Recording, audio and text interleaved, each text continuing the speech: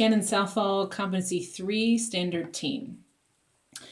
So, Olivia, thank you so much for letting me observe you and Jack interact. That was really helpful. It just kind of helps me get a better understanding of your relationship and also some of the goals that you set for yourself. Mm-hmm. And so let's go ahead and review those goals. Do you remember what they are? Yeah, I think we decided that I would give specific praise when he did things that I wanted him to do or that I liked. And then I was trying to not raise my voice. Yes. Yep. And so how do you think that worked out?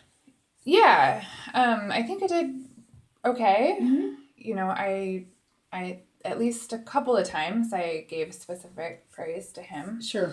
And then I didn't raise my voice at all. So which that is went great. well, yeah. And so it sounds like you were able to identify that you did give him the praise that you were trying to, and keeping your kind of staying calm. Is there something that you might do differently next time?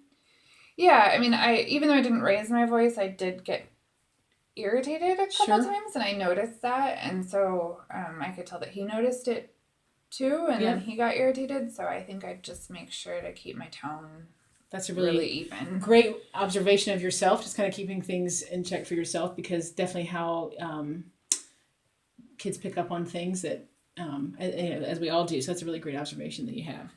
Can you be a little bit more specific or give me an example of when you provided Jack with some specific praise and didn't raise your voice, like an example of when that?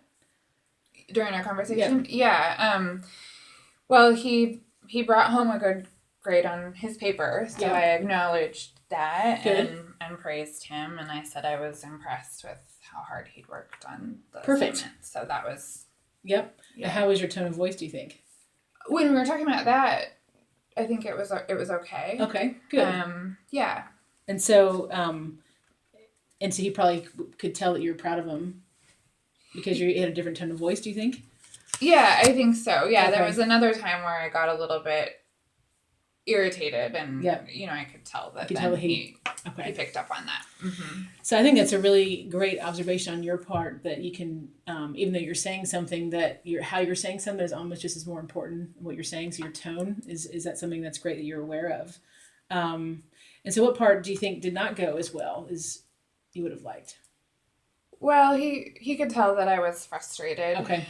Just by the tone of my voice and the way I was talking, and then I cut him off a couple times. Okay.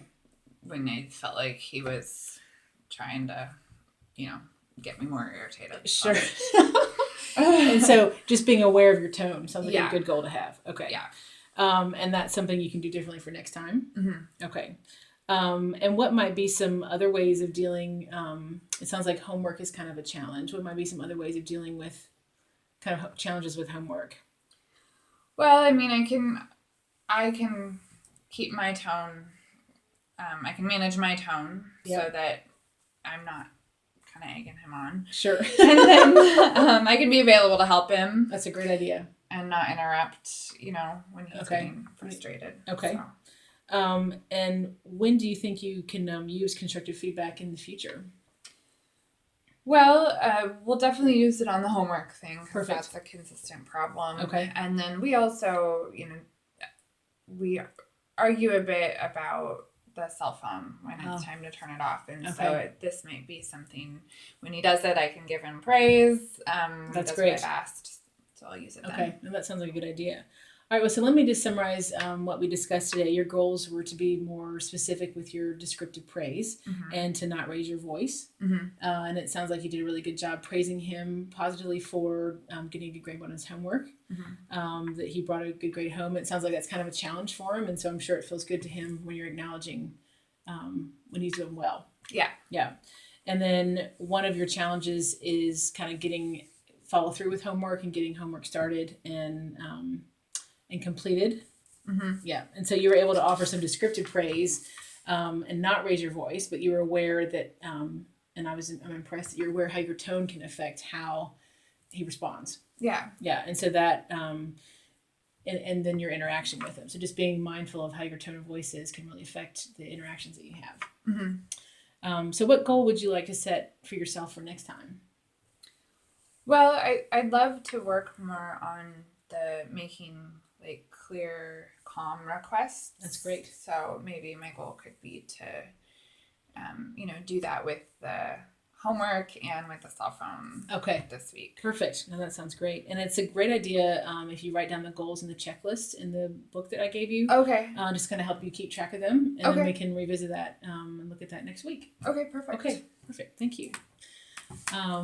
For self-evaluation, I was able to help the parent identify what her goals were and use some examples of what she did well and then what she could work on differently, and talked about how tone of voice is really important with how we're speaking. And self-evaluation, I think just a little bit more practice, it just felt a little bit clunky. I think we covered things, but just felt a little bit clunky. So, all right. Thank you.